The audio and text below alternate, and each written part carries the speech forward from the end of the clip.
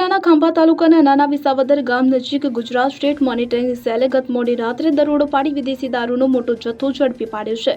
આ કાર્યવાહીમાં કુલ ₹1.4 કરોડથી વધુનો મુદ્દામાલ જપ્ત કરવામાં આવ્યો છે। એસએમસીની ટીમે ટ્રક અને અન્ય વાહનો દ્વારા દારૂનું કટિંગ ચાલુ રાખ્યું હતું ત્યારે રેડ કરી હતી કે જેના કારણે નાસભાગ મચી ગઈ હતી। સ્થળ પરથી 12,726 વિદેશી દારૂની બોટલો મળી આવી હતી કે જેની કિંમત ₹59,64,64,390 છે। આ ઉપરાંત મહિન્દ્રા પિકઅપ ટ્રક અને બાઇક સહિતનો મુદ્દામાલ જપ્ત કરવામાં આવ્યો હતો। આ દરોડા દરમિયાન ગારિયાધારના તનવીર નસીર હુસૈન નામના એક આરોપીને ઝડપી પાડવામાં આવ્યો હતો। જો કે મુશીમ તેલી, સોહેલ સૈયદ સહિત વાહન માલિકો, ડ્રાઈવરો અને અન્ય અજાણ્યા માણસો મળી કુલ 16 આરોપીઓ ફરાર થવામાં સફળ રહ્યા હતા। ફરાર આરોપીઓને ઝડપી પાડવા માટે પોલીસે કવાયત હાથ ધરી છે। જપ્ત કરેલો કુલ ₹1,04,69,390નો મુદ્દામાલ ખાંભા પોલીસ સ્ટેશને સોંપવામાં આવ્યો છે।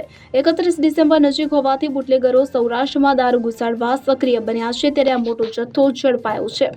આ દારૂ ક્યાંથી લાવવામાં આવ્યો હતો અને કયા જિલ્લાઓમાં, શહેરો કે ગામડાઓમાં પહોંચાડવાનો હતો તે અંગે તપાસ ચાલી રહી છે। મેહુલ ત્રિવેદી સાથે CN24 ન્યૂઝ અમરેલી। હવે જુઓ દેશ દુનિયાની તમામ ખબરો તમારી આંગળીના ટેરવે। ઉઠાવો મોબાઈલ અને ગૂગલ પ્લે સ્ટોર પરથી ડાઉનલોડ કરો અમારી CN24 ન્યૂઝ મોબાઈલ એપ।